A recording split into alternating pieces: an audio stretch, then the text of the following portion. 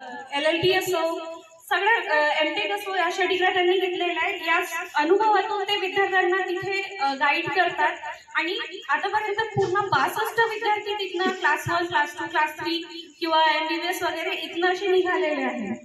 त्याचबरोबर स्नेहा खंडारे यांची नावनियुक्त म्हणजे ट्रेजरी डिपार्टमेंटमध्ये म्हणजे लेखा व लेखा कोषागारमध्ये आता त्यांची निवड झालेली आहे. सोबतच चैताली खंडारे यांनी अवघड अशी जी PhD ची एक्झाम असते ती त्यांनी खूप चांगल्या मार्काने क्वालिफाय केलाय.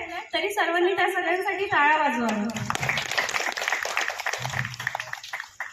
आणि अर्थातच यश जरी लेकरांचं असलं तरी त्यामागे त्यांच्या आईवडिलांचा पूर्ण सपोर्ट असतो.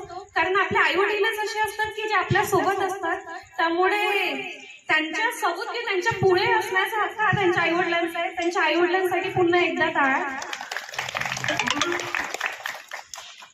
मी विनंती करते बावले काकाजी आणि पप्पाला की त्यांनी रामटेके काकाजीचा सत्कार करावा. सोबतच मम्मीला आणि बावले काकूंना विनंती आहे की त्यांनी रामटेके काकूंचा सत्कार करावा.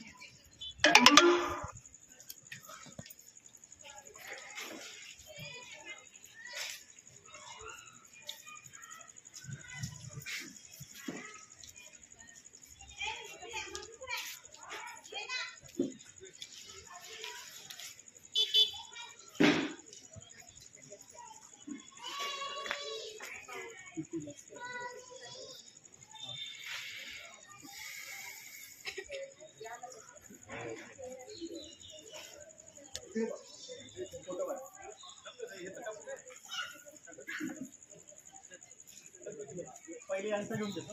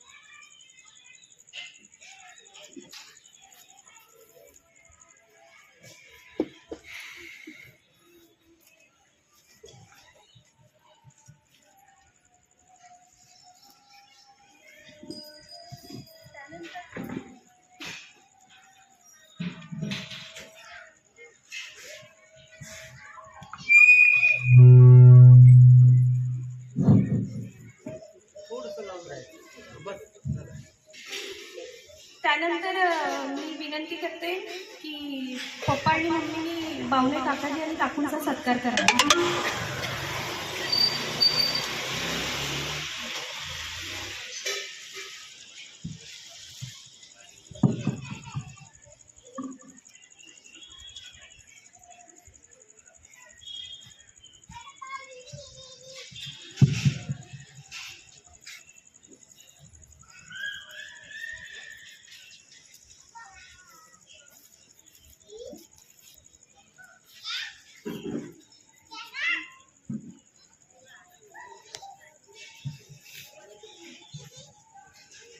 मम्मी इकडे बघ.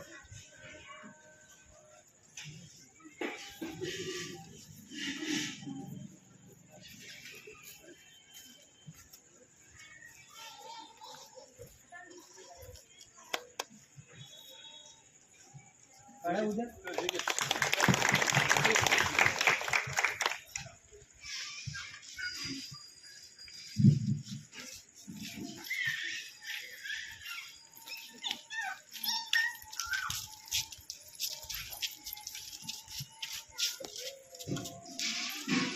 खूप खूप धन्यवाद. आता सगळे विचार करत असतील की सत्कार मूर्तींच्या आधी त्यांच्या आईवडिलांचा सत्कार कसा काय झाला. तर मी जसं म्हटल्याप्रमाणे त्यांच्या मुलांच्या आधी त्यांचे आई वडील असतात आणि आपण ते ठेवायला पाहिजे, कारण आज जे काही आहो आपण ते त्यांच्यामुळेच आहो. आता आपण सत्कार मूर्तींवर येऊया. तर श्री लोकेश रामटेके सरांचा सत्कार पप्पा आणि मम्मी करतील, मी अशी विनंती करते.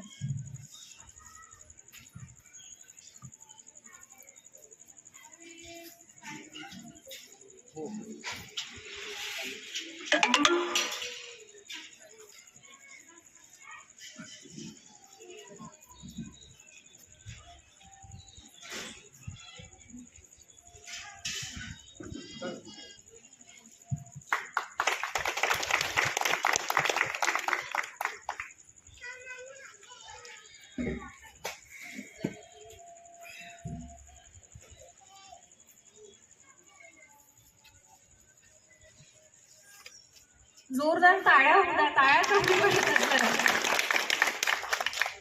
त्यानंतर शुभम पावणे सरांचं स्वागत करण्यासाठी सत्कार करण्यासाठी मी पुन्हा एकदा मम्मी पप्पाला विनंती करते.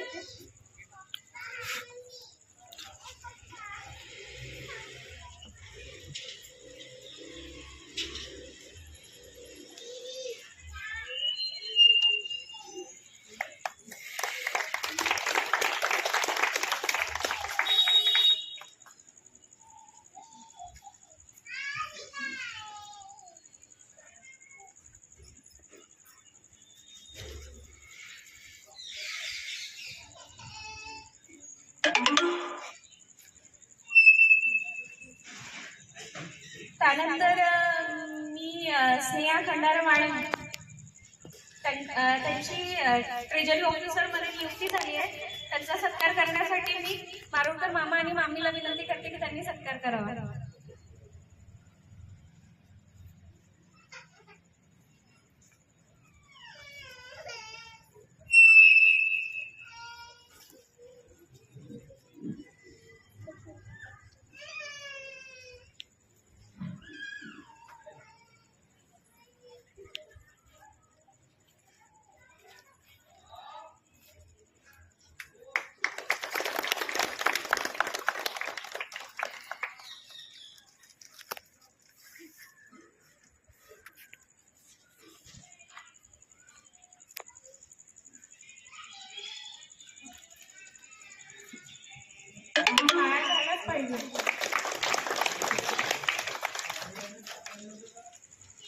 त्यानंतर चैताली खंडारेचा सत्कार करण्यासाठी मी मनीषा काकू आणि काकाजींना विनंती करेन.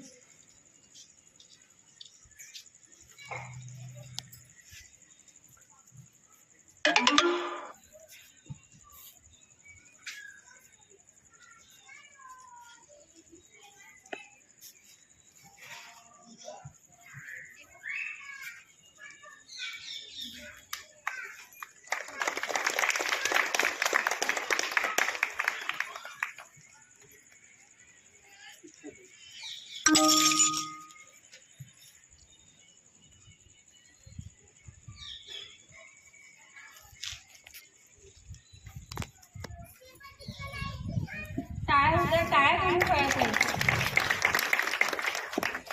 त्यानंतर अर्थातच मम्मी पप्पांचा सत्कार करण्याची विनंती मी पावणे काकाजी आणि काकूंना करेन.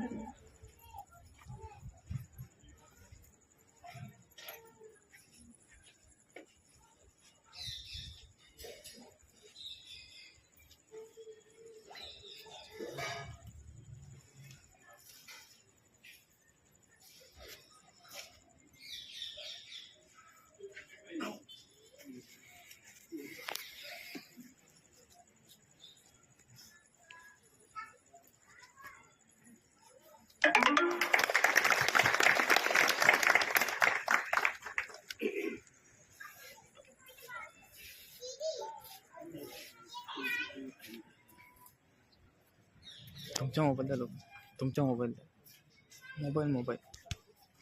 तुमच्या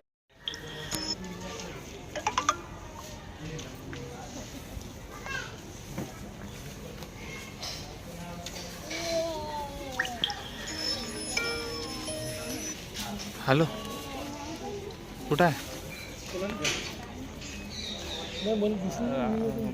कार्यक्रम काय ना इकडे सोहम दादा या कार्यक्रमात प्रोग्राम सगळे ते भाडा येत आहे, भाडा आला आपला आकाश भाऊ आहे, सगळेच आहे. हो ये ना, खंडाला जायचं इकडे. ठीक आहे ना.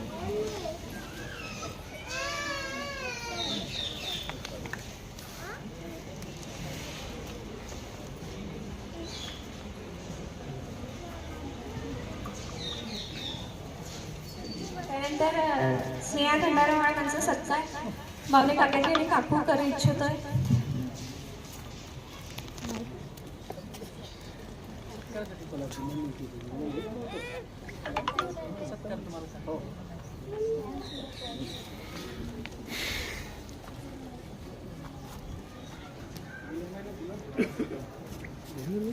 हो बस.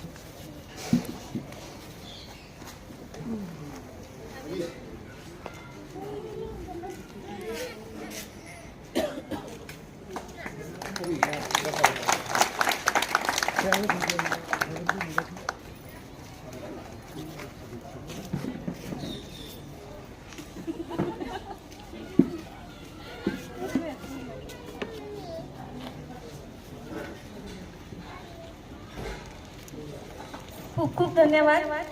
अर्थातच काही बसून आहेत, काही उभे आहेत, पण फक्त 10 मिनिटाचा वेळ घेईल, कारण एवढी मेहनत करून जेव्हा जॉब लागते तेव्हा प्रत्येकाला आपलं मनोगत व्यक्त करायचं असतं. आणि ऐकणारे श्रोते असल्यावर तर हमखास सांगायला आवडेल त्यांनी कसा स्ट्रगल केला किंवा कसा. मी सुरुवात करते श्री लोकेश रामटेके सरांपासून. त्यांनी 2 शब्द बोलावे आणि मनोगत व्यक्त करावे.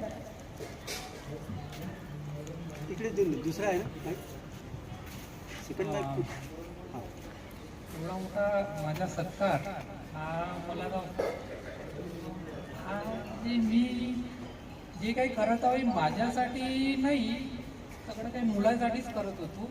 पण याच्यात मला एवढं इन्व्हॉल्व्ह व्हावं लागेल आणि एवढा मोठा कार्यक्रम मी पाहत आहोत, तर हे सर्वात मोठी गोष्ट आहे माझ्यासाठी आणि माझ्या आईवडिलांसाठी. कारण की माझे जे प्रयत्न होते करायचे आणि हे सुरुवात मी 7 वर्षाच्या अगोदर केली होती आणि एकटा करत होतो फक्त करत होतो. आणि कसं करता करता मी एकटा पडत होतो ना, तर आता म्हणून 7 वर्षात फक्त 62 मुलं झाली. तेच माझी टीम असती, मला कोणी सपोर्ट केलं असतं ना, तर आता हे 60 व्यक्ती 200, 300, 400 वर गेले असते. पण ठीक आहे, वेळ गेलेला आहे. पण अजून आता कसं आहे, माझी टीम बनत आहे आणि इथे 2-3 मुलं दिसत आहे, पण असे माझे 60 विद्यार्थी आहे. आणि मला असं वाटते का समोर मी ह्या सगळ्या विद्यार्थ्यांना आपल्या सोबत ठेवून, जसं 7 वर्षात मी एकट्याने 60 विद्यार्थी केले, तर 50 विद्यार्थी इंटू 60 आणि मुठ्ठीभर इथे थोडं जेवढं गायडन्स नाही या मुलाला तेवढा गायडन्स देऊ. कारण की गायडन्स नसल्यामुळेच माझ्या एवढ्या डिग्र्या झालेल्या आहेत.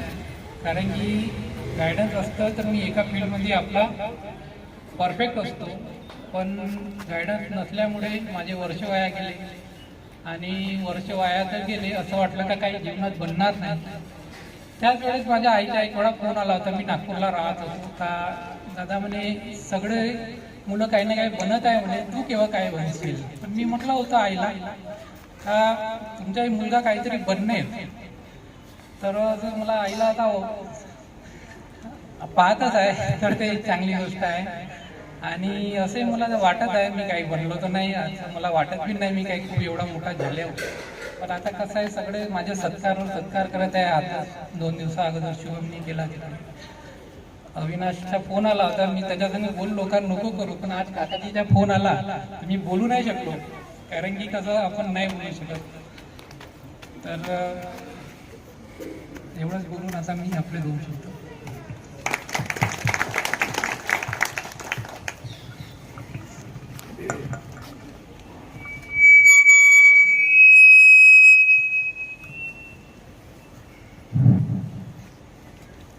खरं तर जे सरांनी म्हटलं की मी बनलो की नाही बनलो, सर तुम्ही खरंच बनलेलं आहे. आणि आज याचं उदाहरण म्हणजे तुमचे आई वडील सुद्धा बघतच आहे आणि तुम्ही तुम्ही स्वतः तर बनले, पण तुमचे जे प्लॅटफॉर्म तुम्ही उभं करून दिलं आम्हाला, तिथनं तब्बल 62 विद्यार्थी बनले. ह्याच्यापेक्षा मोठं यश काय असू शकते? आणि जे तुम्ही म्हटलंय खरंच की ती संख्या जी वाढणार आहे आणि ती नक्कीच वाढेल. आणि सगळ्यांच्या शुभेच्छा तुमच्या सोबत आहे, कारण जेव्हा आपण एखादं चांगलं काम करतो तेव्हा काही न म्हणता सुद्धा इतरांचे आशीर्वाद, आपल्या मोठ्यांचे आशीर्वाद, त्यानंतर शुभेच्छा हे आपल्याला मिळतच असतात. त्यानंतर मी शुभम दादाला विनंती करेन की त्यांनी त्यांचे मनोगत सांगावं. 13 पोस्ट आहेत, 13. धन्यवाद श्रद्धा. 13 पोस्ट कुठल्या मला माहित नाही, पण निघालेला आहे. मी मोजणं सोडलं होतं नंतर. तर चला 2 जास्त वेळ घेणार नाही, 5 मिनिटात वाइंड अप करतो. मंचावर उपस्थित मान्यवर, सत्कार मूर्ती, आमच्या सर्वांचे पालक ज्यांच्यामुळे आम्ही घडलो, माझे मित्रमंडळी जे लायब्ररीचे होते ते सुद्धा इथे आले, आपण सर्व लोक आणि जे चिमुकले चेहरे दिसत आहेत. आज हा कार्यक्रम जो इथे ठेवलेला आहे, खंडारे काकाजी काकूंनी आणि त्यांच्या 4ही मुलींनी जे अरेंजमेंट केलं आहे, याच्यामागे त्यांचा पर्सनल हेतू काहीच नाही की खूप वाहवा करावी किंवा आमच्या मुलांचं सगळीकडे नाव जावं, हा सुद्धा मूळ हेतू नाही त्यांचा. त्यांचा हेतू आहे प्रोत्साहन देणार. त्या समोर गेल्यात, आम्ही समोर गेलो, एरियामधल्या 4 लोकांना दिसलं, त्या 4 पैकी एखाद्या तरी व्यक्तीला वाटेल अरे यांचा सत्कार झालाय, काहीतरी स्पेशल केलंय यांनी, काहीतरी महत्वाचं केलंय, म्हणूनच यांचा सत्कार होतो. 50 लोक जमली, सगळे टाळ्या वाजवत आहेत त्यांच्यासाठी, काहीतरी विशेष केलं आणि म्हणूनच त्यांचा सत्कार होतोय. ही भावना एखादी मुलाच्या अंगात मनात जरी रुजली आज, तरी त्यांच्या कार्यक्रमाचा सार्थक आहे. म्हणून सर्वप्रथम मी खंडारे फॅमिलीचं सुद्धा इथे कौतुक करतो की त्यांनी हा कार्यक्रम इथे आयोजित केला. आणि दुसरी एक गोष्ट जी मी भाषणाच्या सुरुवातीला सांगणार होतो, आता सांगतो की सर्वात आधी श्रद्धा, तू सत्कार पाल्यांचा न करता पालकांचा केलाय, त्याच्याबद्दल विशेष तुझा आभार. कारण आज जेही घडलो आम्ही ते फक्त आणि फक्त आमच्या पालकांमुळे घडलं. लोकांना आमचा स्ट्रगल दिसतो, आम्ही लायब्ररीत बसताना दिसतोय, आम्ही दररोज ये जा करतो, पेपर देतो, फॉर्म भरतो, 10 तास बसतोय, 12 तास बसतोय अभ्यास करताना. लोकांना हे क्रेडिट फक्त आम्हाला द्यावं असं वाटतंय, पोरं अभ्यास करताना दिसतात, पण हा अभ्यास करताना त्यांचे घरचे किती या गोष्टींमध्ये गुंतून असतात याच्याकडे लोकांचं लक्ष नसतं. आम्ही लायब्ररीत जरी अभ्यास करत असलो तरी आमच्या आई बाबा घरी आपल्या कामावर आजूबाजूच्या लोकांशी सगळ्यांशी भांडून आम्हाला मदत करत असतात, आम्हाला प्रोत्साहन देत असतात. म्हणून त्यांचा आधी सत्कार केला, त्याबद्दल तुझे विशेष आभार. इथे स्टुडंट्स नाही आहेत जास्त. आता 2 दिवसा पहिले जो सत्कार झाला तिथे मी स्टुडंट्सला सांगितले आणि त्यांना उद्देशून भाषण दिलं होतं की आपण काय काय करायला पाहिजे, माझी जर्नी काय आहे, किंवा मी अभ्यास कसा केला, किंवा काही जे मनात काही प्रॉब्लेम्स असतात त्यांच्यावर आपण सोल्युशन काय ठेवायला पाहिजे ते सुद्धा सांगितलं. परंतु इथे पालक आहेत आणि नॉर्मल आपली ऑडियन्स आहे, म्हणून मी या संधीचा फायदा घेऊ इच्छितो. आणि आज जे मी घडलो आहे त्याचं क्रेडिट म्हणून ही संधी मी पाहतो आणि क्रेडिट ज्यांना द्यायचं आहे ते थोडक्यात एक सांगतो. सर्वप्रथम माझे आई बाबा. मला आता तो दिवस आठवतो, आम्ही झेडपी मध्ये शिकलो आहे. झेडपी मध्ये जिल्हा परिषद शाळेमध्ये 4थी पर्यंत शिकलो. त्यानंतर गावातल्या श्रीकृष्ण हायस्कूल म्हणून सावंगी इथे गाव आहे, तिथे गेलो.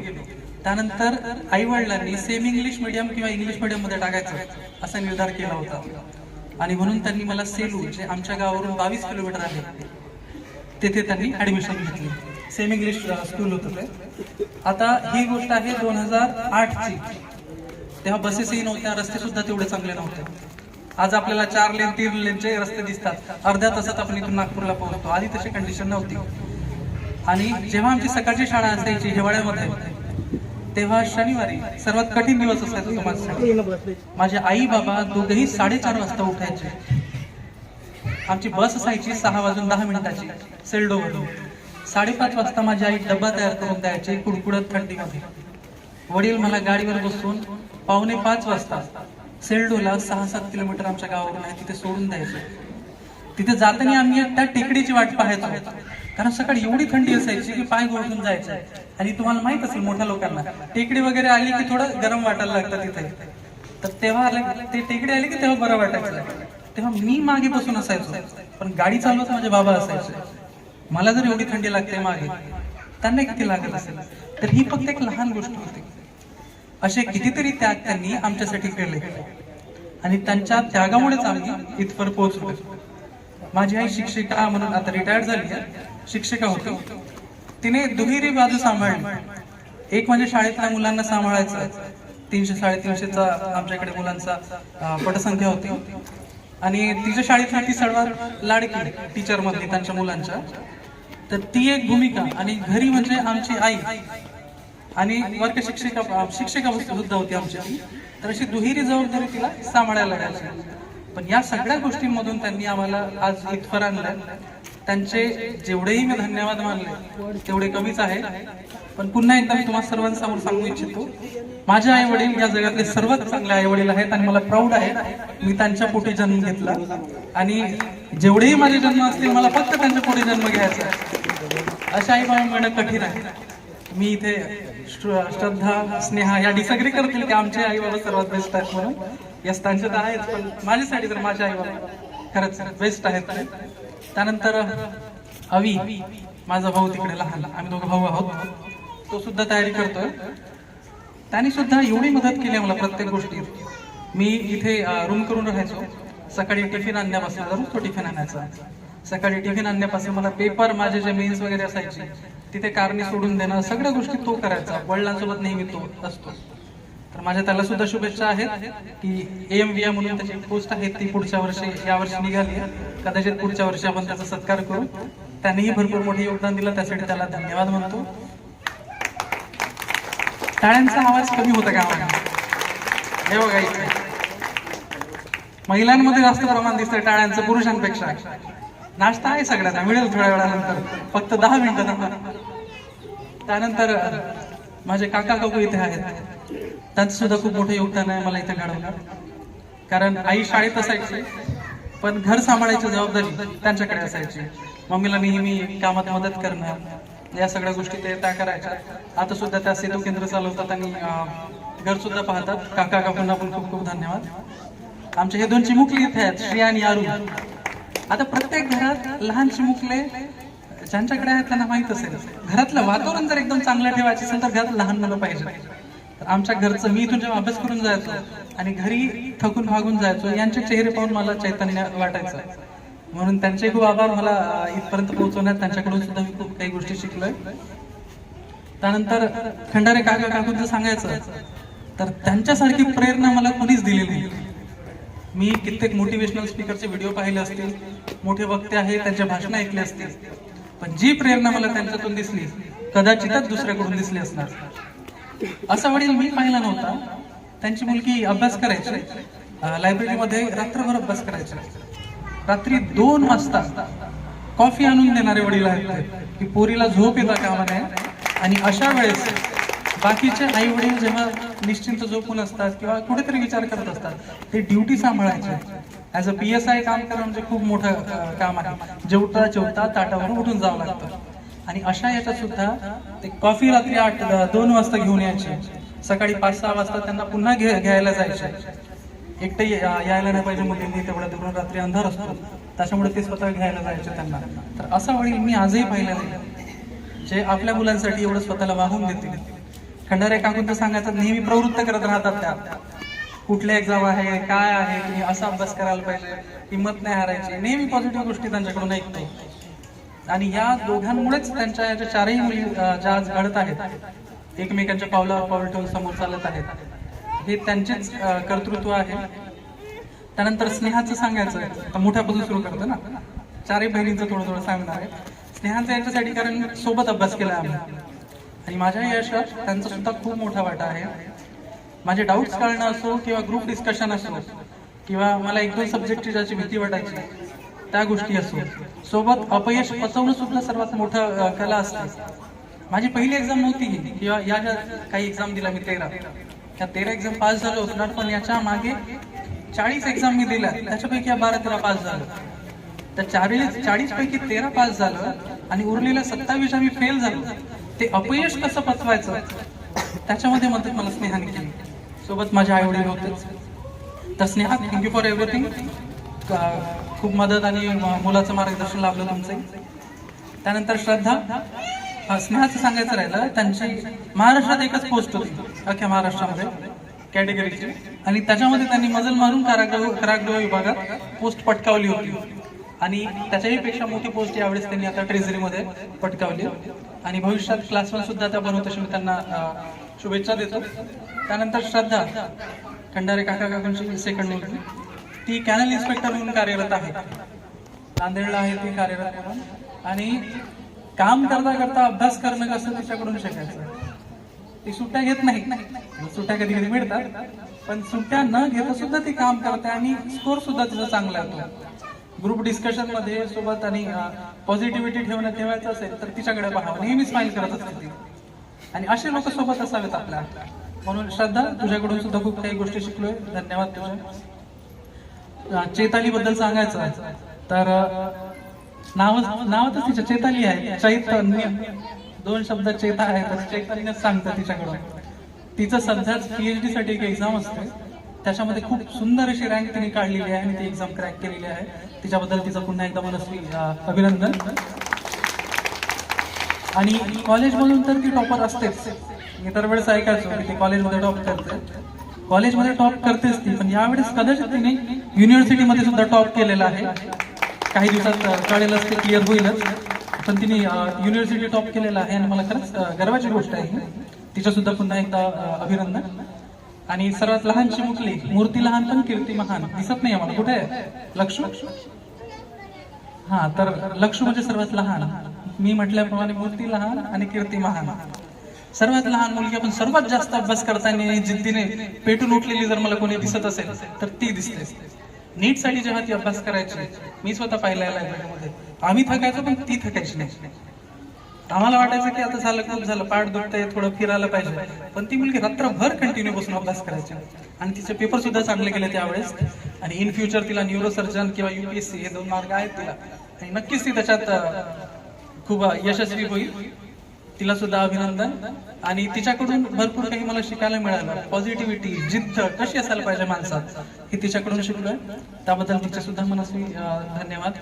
माझे मित्र इथे जे लायब्ररीचे आहेत, मनुष्य प्रत्येकाकडून काही ना काही शिकतो. येता जात्या माणसाकडून एखादी माणूस जरी आपल्याला काही एखादी गोष्ट विचारून गेला, आपण कितीही दुःखात असलो, स्माइल करून जरी गेला एखादी माणूस, ओळखत नसलो आपण तरी, आपण जो टेन्शन मध्ये असतो माणूस, थोडं मन डायव्हर्ट होतं त्याचं. त्याला वाटतं हा ओळखीचा आहे का, काय कशाला हसला असेल हा. थोड्या वेळासाठी आपण त्या टेन्शन मधून दूर होतो आणि त्या गोष्टीकडे लक्ष देतो. आणि तेव्हा लक्षात येतं की लाईफमध्ये कितीही प्रॉब्लेम असले तरी जर पॉझिटिव्ह ॲटिट्यूड ठेवला तर संकट आपोआप दूर जातात. म्हणून अशा छोट्या छोट्या गोष्टी आपण प्रत्येकाकडून शिकतो. आपल्याकडून सुद्धा खूप काही गोष्टी मी शिकलोय. इथे मला माझं 2 शब्द बोलण्याची संधी मला प्राप्त करून दिली. मी जास्त तुम्हाला स्ट्रगल स्टोरी यासाठी सांगत नाही, या सांगायला बसलो तर 1 तास जाईल, नाश्ता थंड होऊन जाईल, म्हणून तेवढा वेळ तुमचा घेत नाही. जर कधी वेळ मिळाला तर नक्कीच पुन्हा एकदा मला सांगता येईल.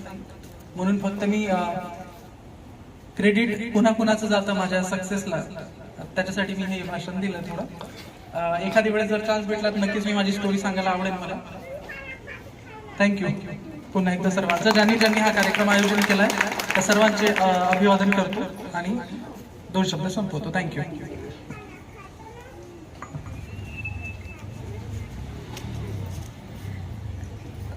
धन्यवाद दादा. खरंच आई वडील आपल्या नेहमी पुढे असतात आणि त्यांच्या शिकवणीने, त्यांच्या संस्काराने आपण घडत असतो. आणि अर्थातच काकाजी आणि काकूने तुमच्यावर खूप छान संस्कार केले, हे तुमच्या बोलण्यात जाणवलं. कारण मनोगत किंवा स्ट्रगल तुमचं सांगायचं होतं, पण तुम्ही तुमच्यासोबतच आमच्या सगळ्यांचं नाव घेता, आमच्या प्रत्येकाची स्तुती केली. खरंच खूप कौतुकास्पद आहे की निस्वार्थीपणे जर एखादा व्यक्ती ह्या गोष्टी बोलत असेल तर त्याला सुद्धा हिंमत लागते. त्यानंतर मी विनंती करते स्नेहा खंडारे यांनी त्यांचे मनोगत सांगावं.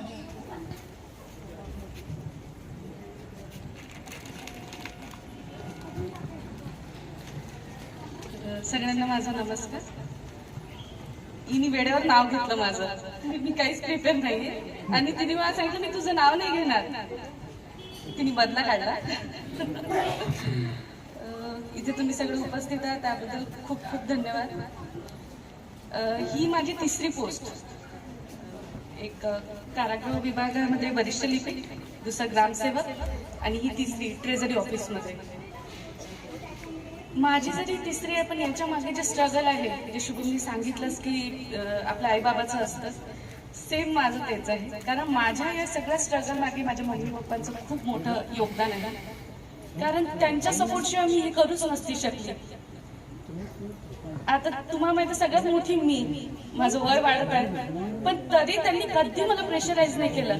तर आताही मला म्हणतात की तू करू शकते ना तर तू कर. तुझी जे इच्छा आहे जे तुझं स्वप्न आहे क्लास 1 ऑफिसर बनायचं आहे तुला तू बन. त्यांच्या या सपोर्टमुळेच मी आज इथे उभी आहे. आणि शुभमनी सांगितलंच माझे पप्पा आणि माझी मम्मी कसे मला रात्री माझे पप्पा मला कॉफी आणून द्यायचे की झोप नाही आली पाहिजे म्हणून मुलीला. किंवा पप्पा 24 तास ड्युटी करून जरी आले आणि त्यांना फोन केला आपण की पप्पा या घ्यायसाठी तरी पप्पा स्वतःची झोप सोडून यायचे. मला सेंटरवर तर पप्पा दिवसभर थांबायचे. आणि ही जी प्रेरणा आहे जिद्द चिकाटी ही मी माझ्या आई वडिलांकडूनच शिकली आहे. कारण ते आहेत म्हणून मी आहे. आणि thank you so much papa mummy. आणि माझ्या मम्मीचं सांगते माझ्यापेक्षा माझी मम्मी जिद्द आहे. कुठला पोस्ट निघत आहे का म्हणजे बाकीचे कोणी सपोर्ट नाही करते पण माझी मम्मी नेहमी सपोर्ट करते मला की तू कर तुझी इच्छा आहे तर. थोडं हे होतं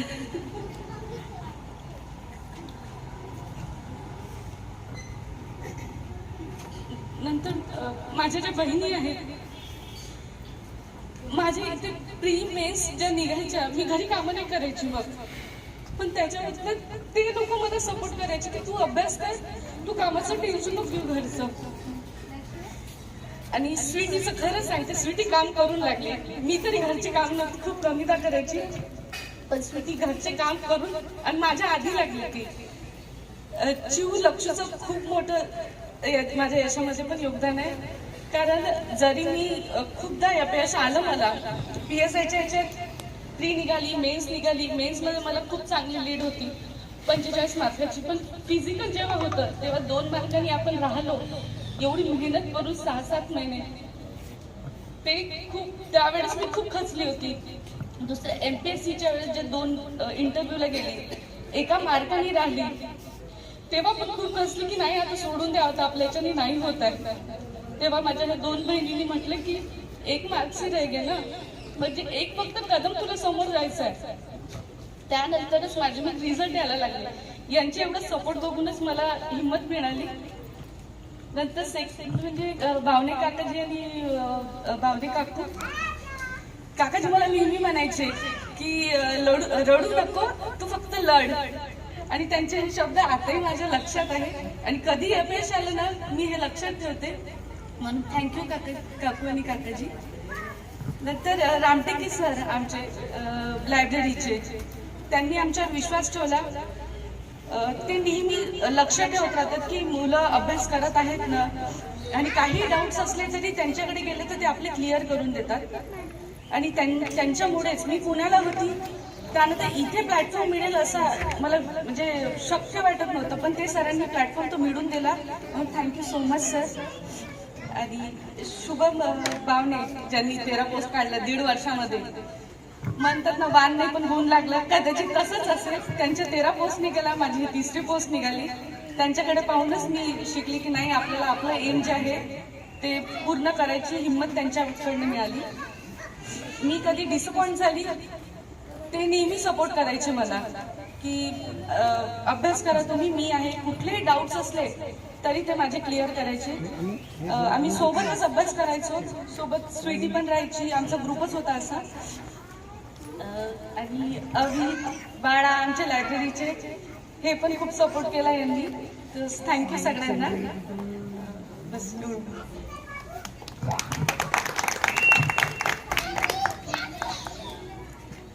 धन्यवाद ताई. ती जी म्हणत आहे की ह्या सगळ्यांनी सपोर्ट केला पण जेव्हा एखाद्याला एवढे ठोकर लागून सुद्धा तो व्यक्ती आपण रस्त्याने चालत जातो आपल्याला ठेचा लागतात नंतर आपण आपला रस्ता बदलवतो पण ती त्यातली नाही आहे. तिला खूपदा अपयश आले खूप ठेचा बसल्या पण तिने जिद्द सोडली नाही. ती खूप स्ट्रॉंग आहे मनाने. त्यानंतर ती आता जरी रडली असेल पण ती आमच्या घरात सगळ्यांपेक्षा स्ट्रॉंग आहे. ते म्हणतात ना मोठी बहीण नाही तर आमचा मोठा मोठा भाऊ आहे आमची मोठी ताई, आणि ती त्या पद्धतीने आहे सुद्धा. कधी पण ताई प्रॉब्लेम आली, हा ठीक आहे, ती एकदम शांततेने वेळ पडली भांडेल आणि शांततेने जेवढी ती शांततेने घेईल तेवढं जर फॅमिलीवर आली ती तेवढं याच्याने हँडल सुद्धा करते.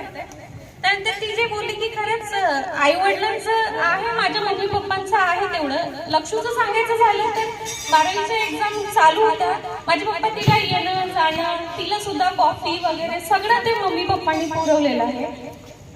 ते म्हणतात ना, आमच्या आई वडील म्हणजे आम्ही होण्यासाठी प्रेरणा असू की नाही आम्हाला माहित नाही, पण आमच्या आई वडील ज्या घरी मुली आहेत त्या घरच्या मुलींच्यासाठी किंवा त्यांच्या आई वडिलांसाठी नक्की प्रेरणा आहे.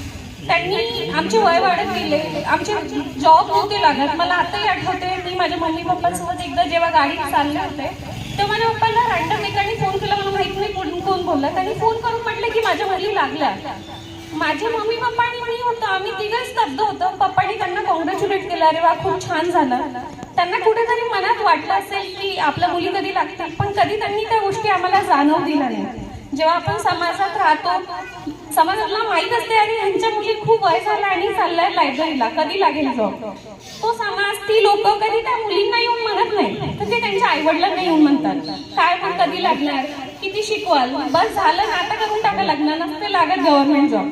पण त्यांनी कधी त्या गोष्टी आमच्यापर्यंत आणल्या नाही. हा आम्हाला माहिती पडायचं अरे त्यांनी तसं म्हटलं, पण त्यांनी कधी आमच्यापर्यंत आणल्या नाही. त्यांनी म्हटलं की नाही ठीक आहे, या करतील, मला यांच्यावर विश्वास आहे.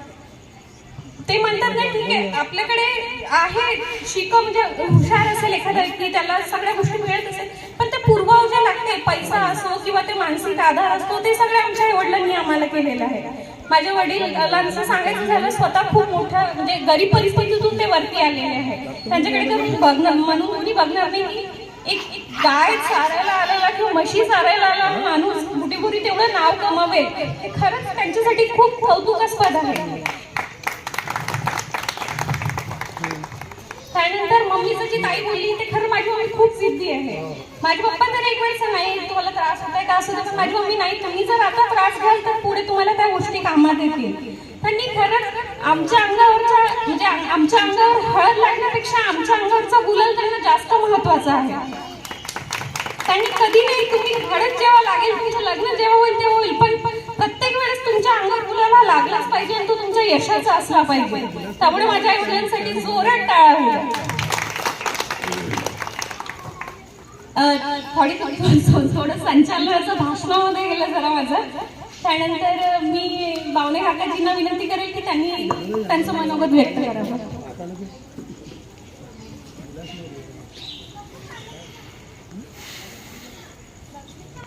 बरंचसं वातावरण जे अतिशय गंभीर झालं नाही का.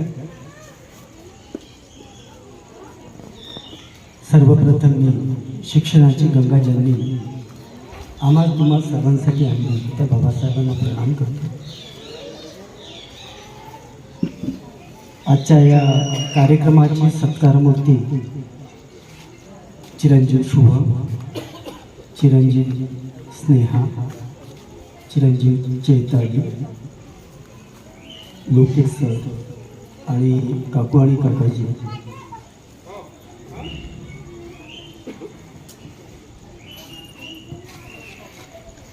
थोडंसं वेगळ्या वळणावर बोलतो. आवड हे रूप गोजी रे सगुण, तुकाराम महाराजाचा एक सुरेख अभंग आहे. आवड हे रूप गोजरे सगुण, पाहता लोचन सुखावले. या अभंगामध्ये आता मी कोणाचं रूप पाहायला आलो आणि आमचे डोळे जे सुखावतात ना, हे जे दोन विद्यार्थी इथे आहेत ज्यांनी खूप मेहनत केली आणि त्यांच्या मागं जे कष्ट आहेत त्यांच्या आईवडिलाचं, विशेषतः मी खंडाळे साहेब आणि खंडाळेताई तुम्हाला प्रणाम करतो यासाठी की यासाठी आवड हे रूप गोजरे सगुण, पाहता लोचन सुखावले. अशी माझे जे हे नयन आहे, जे डोळे आहेत, हे खरंच तुम्हा सर्वांना पाहून सुखावलेले आहे. आनंदाची अनुभूती मला देत आहे. त्याबद्दल सर्वात पहिले तुमचे आभार की तुम्ही हा इथे कार्यक्रम आयोजित केला. आणि दुसरे एक म्हणजे की याच्यासाठी केला होता अट्टहास, याच्यासाठी केला होता अट्टहास, शेवटचा दिस बरा व्हावा. आई वडिलांची काय अपेक्षा असते तुमच्याकडून, कोणत्याही विद्यार्थ्याकडून किंवा मुलाकडून, की शेवटचा दिस बरा व्हावा. म्हणजे त्यांची हीच अपेक्षा आहे. हा अट्टहास सर्व कशासाठी होता, या पोरांना शिकवण्यासाठी किंवा आमचा तुमचा सर्वांचा आई वडिलांचा. हा अट्टहास पोरांना त्यावेळेस कदाचित कळत नाही, परंतु आई वडील काय मेहनत घेतात त्या पाठीमागे. आणि हा याच्यासाठी का हा आजचा जो दिवस आहे हा शेवटचा दिवस बरा व्हावा, याच्यासाठी हा सर्व काही प्रपंच, हा सर्व काही अट्टहास तुम्ही आम्ही सर्वांनी केला आहे. मित्रांनो, शेवटी मला इथे सर्व काही बोलून गेले. यापूर्वीचे वक्ते प्रत्येकाने आपला स्ट्रगल जर्नी जो आहे तो पण इथे सांगितला. मला कसं सांगायचं की आम्ही शिक्षण घेतो, परंतु आम्ही माणूसही बनलो पाहिजे. शिक्षण घेता घेता ज्या पायरीवरून आम्ही चढतो त्या पायरीला कधीही विसरायचं नसतं, हेही आजच्या या पिढीनं शिकलं पाहिजे. आणि माणूस बनणं म्हणजे काय, की ज्या क्षेत्रात तुम्ही काम करता त्या क्षेत्रात तुमच्याकडे कितीही मोठे अधिकारी व्हा तुम्ही, पण तुमच्याकडे जे लोक येतील ना त्यांच्या भावना समजा, त्यांना वाचा. हा आतापर्यंत तुम्ही खूप पुस्तकं वाचली, परंतु येणारा जो कामासाठी तुमच्याकडे माणूस आहे त्या 3.5 हाताच्या माणसाला वाचा, त्याच्या भावना वाचा. कदाचित तो फार बिकट संकटातही असेल, आणि जर तुम्ही त्यात सक्सेस झाले नाही तर तुम्हाला सांगतो तुमच्या आयुष्यात कोणत्याही गोष्टीची कधीही कमी पडणार नाही. मी आता आमचं क्षेत्र म्हणजे शिक्षण क्षेत्रच आहे. मिसेस टीचर होती, मी पण कॉलेजला शिकवलं आणि शिक्षण संस्थेमध्येच काम करतोय. मी आजपर्यंत हजारो विद्यार्थी माझ्या डोळ्यासमोर गेले, कारण 4 शाळा आहेत. विद्यार्थ्याच्या लहान लहान कृतीकडे आमचं लक्ष असतं. इथे मानकर साहेब बसले आमचे, माझ्या गावचे आहेत ते, माझ्या मिसेसचे तसंच. मग आम्ही विद्यार्थ्याकडे लक्ष देतो, आमच्या पाल्याकडे का लक्ष द्यायचं. ती नेहमी विचारायची की आजही जेव्हा सत्कार झालेत ना, ती रिटायरमेंट झाल्यानंतर, तर खरंच सांगतोय की अक्षरश सर्व शाळा रडली होती त्या दिवशी. आता याचं खरं कारण काय, की तिनं जे काही त्या मुलांविषयी केलं ते त्याचं फळ होतं. तसंच तुम्हीही, मी यासाठी सांगतोय, तिचं हे गायचं नाही, मी यासाठी बोलतोय की तुम्हीही आपल्या क्षेत्रामध्ये ज्या ज्या क्षेत्रात तुम्ही जा त्या ठिकाणी असे काही चमका हिऱ्यासारखे, की ज्याला लाल म्हणतो ना, साप असा लाल बाहेर चरतो आणि त्याचा प्रकाश खूप पडतो, असे तुम्ही खंडारे परिवाराचे किंवा बावणे परिवाराचे तुम्ही लाल झाले पाहिजे, ही माझी अपेक्षा आहे. ज्या समाजातून आम्ही गेलो त्या समाजाला दुर्लक्षित करू नका. त्या समाजासाठी आम्ही आमचं काही योगदान देऊ शकतो का, हाही महत्वाचा प्रश्न आहे. आजच्या प्रसंगी मी सांगतो, अपेक्षा फक्त आई वडिलाची नाही. ज्या समाजात आम्ही घडलो, ज्या समाजाकडून शिकलो, त्या समाजातल्या खाली राहिलेले जे आमचे बांधव असतील किंवा भगिनी असतील, त्यांना आम्ही आमच्या आर्थिक याच्यातून काही मदत करू शकतो का, ही पण एक भावना ठेवली पाहिजे. आणि ह्या जर भावना आम्ही ठेवल्या तर आमचे बाजूचे जे लोक आहेत, जे खाली आहेत, त्यांना वर येण्यास थोडी मदत होईल. जमिनीत टाकलेला दाना हा केव्हा वर येतो, पावसाच्या एका थेंबाने येतो ना. तिची थोडी थोडी जरी आपण प्रत्येकाने मदत केली, मी फक्त तुम्हालाच सांगत नाहीये, मी हे सांगतो की जेही कोणी वर गेले आहे त्यांनी खाली वळून पाहायचं, आणि खाली जर का कोणी असेल तर त्याला हात धरून थोडं वर आणा. हीच एक ईश्वराची पूजा आहे असं मला वाटते. मी थोडं लांब बोललो असं वाटते. परत तुम्हा सर्वांचे, खंडारे फॅमिली, स्नेहा, श्रद्धा, चैताली, लोकेश सर, त्यांचे आईवडील आणि इथे उपस्थित या लायब्ररीत वाचनालयातले सर्व विद्यार्थी, शुभम आणि इथे सर्व जमलेले तुम्हा सर्वांचं मनपूर्वक आभार. आणि आपल्या मुलांना जास्तीत जास्त शिकवा आणि त्याच्याबरोबर संस्कारी द्या. असं म्हणतात, जिच्या हाती दोरी ती जगाला उद्धारली. आमच्या माणसापेक्षाही तुमच्यात इतकी दिव्य शक्ती आहे ना, की तुम्ही जर मनात धरलं तर काहीही करू शकता. आणि म्हणून तुम्ही मुलांना संस्कारमय बनवा आणि त्यातून शिक्षणाचं बीज त्याच्यात रोपण करा. एवढंच आजच्या या प्रसंगी सांगतो आणि मी माझ्या वाणीला इथे विराम देतो. जय हिंद, जय भीम.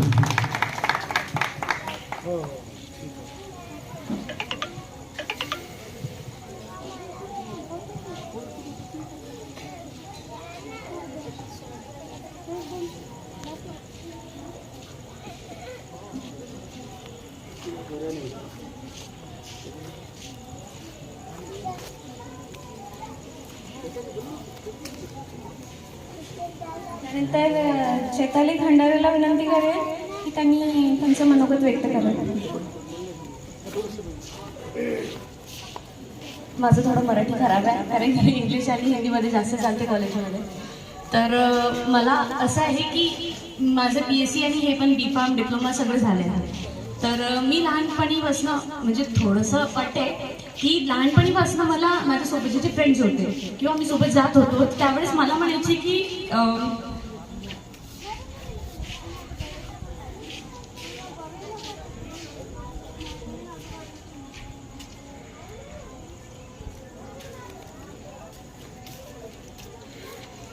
तेव्हा मला म्हणायचे की यांच्यामध्ये 4 मुली आहेत पण हीच एक ढव आहे. आणि जे बाकीचे फ्रेंड्स होते त्यांचे पण पॅरेंट्स मला म्हणायचे की नाही, माझ्यासोबत म्हणायचे, मला आताही आठवते की नेहमी मला म्हणायचे की नाही तू ढव आहे, तुझी 3 बहिणी खूप छान आहेत, अभ्यासात पण छान आहे, तू तर ढवच आहे.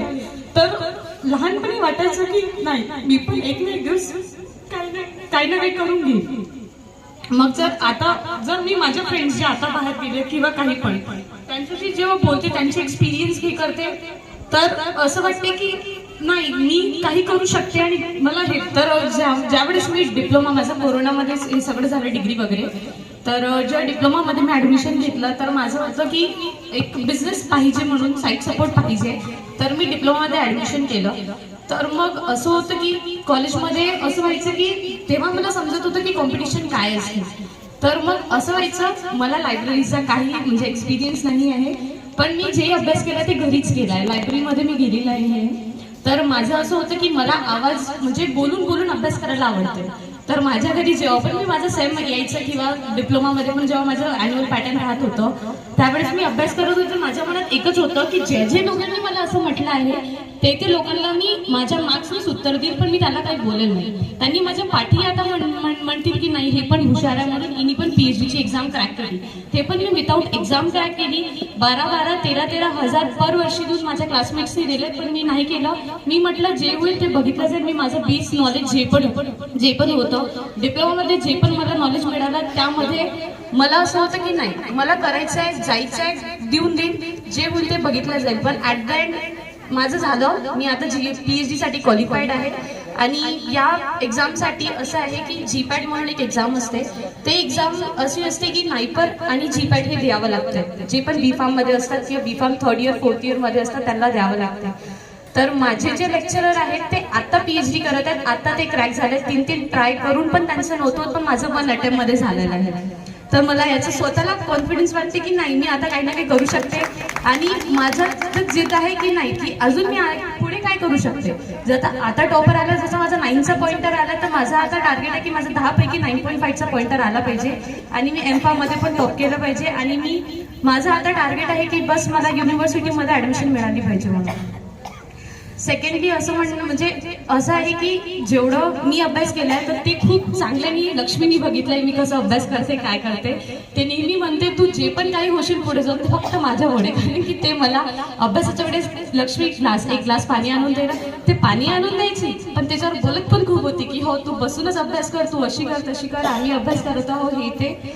पण तिचा सपोर्ट खूप जास्त होता घरी, कारण की ताई वगैरे तर त्यांच्या जॉबवर होत्या, मम्मी कामात वगैरे, पप्पा ड्युटी, पण मम्मी पप्पा आणि लक्ष्मी यांचा सपोर्ट मला घरी खूप आहे अभ्यासाला. जर मी अभ्यासाला बसली तर मी घरी एक पण क्लास उचलत नाही, मी माझा अभ्यासच करते. मला बोलतात पण की तू अभ्यास करते तर काही उचलत जा करत जा, पण माझा टार्गेट हेच असते की माझा पॉइंटर नेहमी वाढला पाहिजे आणि मी नेहमी टॉपमध्ये असली पाहिजे, हेच माझं असते. नेहमी गोल हाच राहतो. बस, थँक्यू.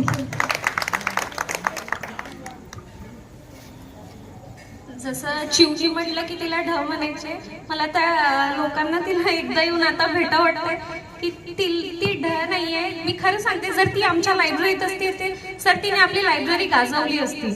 ती एवढं याची हुशार आहे. आम्ही तिला कितीदा म्हटलं तू जर आमच्या जागी असती MPSC किंवा UPSC करत असती तर तू फर्स्ट अटेम्प्ट मध्ये झालीच असती, कारण अभ्यासासाठी तिचं डेडिकेशन एवढं आहे की ती दिवस रात्र अभ्यास करते. तिला झोप नाहीये काय नाही, ती फक्त ब्रेक घेते अर्धा तासाचा, झोपेल पण एखाद्या तासासाठी. पण जर तुम्ही आमच्या घराच्या अवतीभोवती जर फिरला तिच्या पेपरच्या टाइम मध्ये तर तुम्हाला कंटिन्यू आवाज येतील अभ्यासाचे, कारण ती लायब्ररी यासाठी जात नाही, कारण तिला ते म्हणजे शांततेत अभ्यास होत नाही, तिला जोरात बोलून त्या गोष्टी होतात. खूप हुशार आहे, टॉपर आहे ती. त्यानंतर पप्पाला विनंती करेन की त्यांनी त्यांचं मनोगत व्यक्त करावं.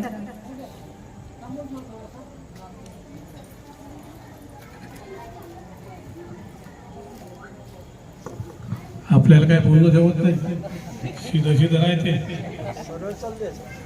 शुभम सर, तुम्ही आता धर्मादायुक्तामध्ये तुमची नियुक्ती झाली आणि त्याचप्रमाणे स्नेहानं आणि अचानक सहज एक्साईज इन्स्पेक्टरच्या परीक्षेसाठी ते पेपरसाठी आली. तिचा काल पेपरही झाला. नंतर काय कारण चालता ते सुट्या म्हणजे अभ्यासासाठी इथं आली, आपल्या ड्युटी सोडून 2 महिने सुट्टीवर आली. त्या सुट्टीच्या दरम्यान जी एकच जागा होती पुऱ्या महाराष्ट्रात, त्या जागेवर तिचा नंबर लागला. ती ट्रेझरी ऑफिसर म्हणून तिला नाशिकमध्ये जॉईन करणार आहे ती. आणि जे काही पोस्ट काढल्या शुभम सरांनी जे पोस्ट काढली ती पण महाराष्ट्रात एकच होती SC कॅटेगरीमध्ये. आणि स्नेहाने जे पोस्ट काढली ते पण पुऱ्या महाराष्ट्रामध्ये एकच पोस्ट होती. काही 38,000 का 38,000मध्ये होत्या मुलीपैकी. त्या 38,000मधून ती सोनू 1 नंबरवर होती. महाराष्ट्रात एका जागेसाठी रडली आणि ते जिंकली. त्यामध्ये पावणे सर सुद्धा महाराष्ट्रात एकच जागा होती, त्या जागेवर सुद्धा त्यांनी कब्जा केला. खरं तुमचा अभ्यास करायचं, आम्ही तर MBBS आहोत, आम्हाला काही समजत नाही, पण तुमच्या अभ्यास करायची तुमची जिद्द पाहून आम्हाला सुद्धा असं वाटते का यांना थोडं सपोर्ट करावं. त्यासाठी चिव यावेळेस कॉलेजमधून सतत 5 वर्षापासून कॉलेजमध्ये फर्स्ट आहे. यावर्षी सुद्धा युनिव्हर्सिटीतून फर्स्ट येऊ शकेल. वंजारी कॉलेजमध्ये अजूनपर्यंत बनलं त्यावेळेसपासून एवढा रँक कोणाचा आला नाही. यावर्षी पूर्ण वंजारी कॉलेजचा पूर्ण तिनं ब्रेकअप केला, एवढा रँक कधीच नाही आला. आणि लक्ष्मीनं नीट परीक्षा दिली, होऊ शकते 25-26 तारखेला तिचा सुद्धा सत्कार करावा होता. एवढं बोलून मी मुलींनी 4 मुली असून 4ही मुली जोमाने आणि जिद्दीने अभ्यास करतात, त्यात आम्हाला धन्यवाद आहे. आणि मी 4 मुली असून 4 मुलंच आहेत असे मी मानतो. आणि शेवटी मी माझे बोलणं संपवतो. धन्यवाद.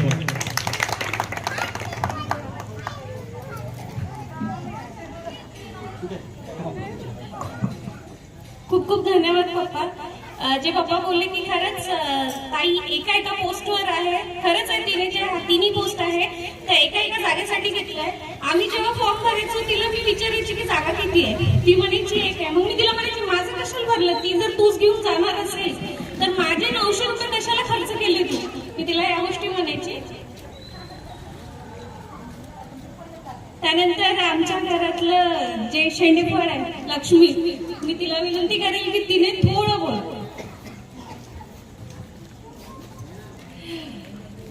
म्हणजे स्पीच वगैरे देता येत नाही, पण स्टील मी ट्राय करेन. सर्वात आधी congratulation Shubham sir, congratulation Sneha ma'am, आणि specially to be doctor Chetali Khandare, त्यांना पण कॉंग्रॅच्युलेशन्स. आणि होप सो पुढे आणखी खूप खूप खूप चांगल्या गोष्टी हो. आणि आय थिंक सगळ्यात आधी मला मम्मी पप्पाला थँक्यू म्हणायला पाहिजे, कारण जर तुम्ही नसते तर हे एवढं जे आम्हाला म्हणजे सक्सेस मिळालं आहे ते भेटलंच नसतं. आणि जर 7 जन्म एक्झिस्टही करत असतील तर आम्हाला तुमच्याच पोटी जन्म यायला, असं म्हणजे मी ईश्वरांना प्रे करेन. थँक्यू.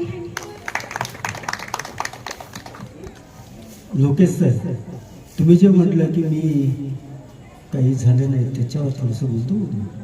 तुम्ही इतके मोठे झाले ना, खरं म्हणजे स्वतः बनणं आणि लोकांना बनवणं फार मोठं अंतर आहे, फार मोठं कार्य आहे ते. तुमचं कार्य खरंच महान आहे. सॅल्यूट.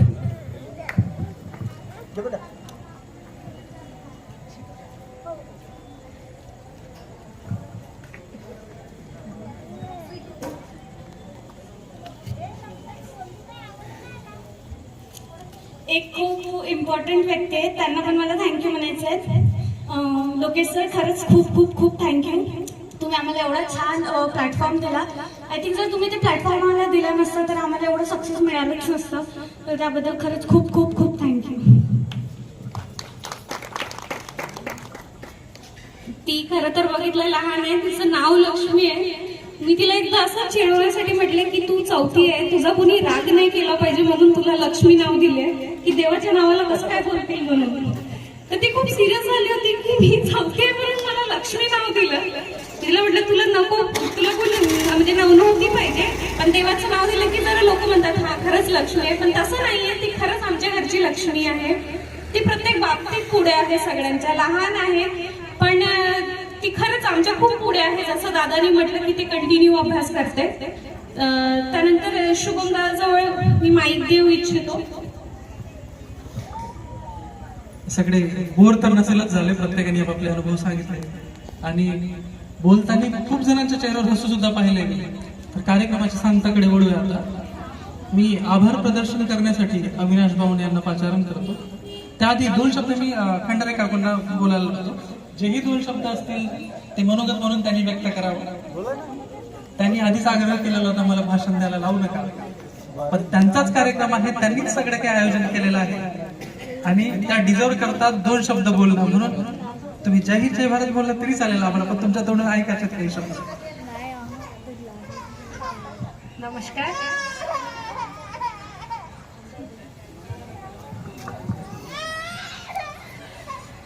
तुम्ही तर सर्वजण आल्याबद्दल धन्यवाद.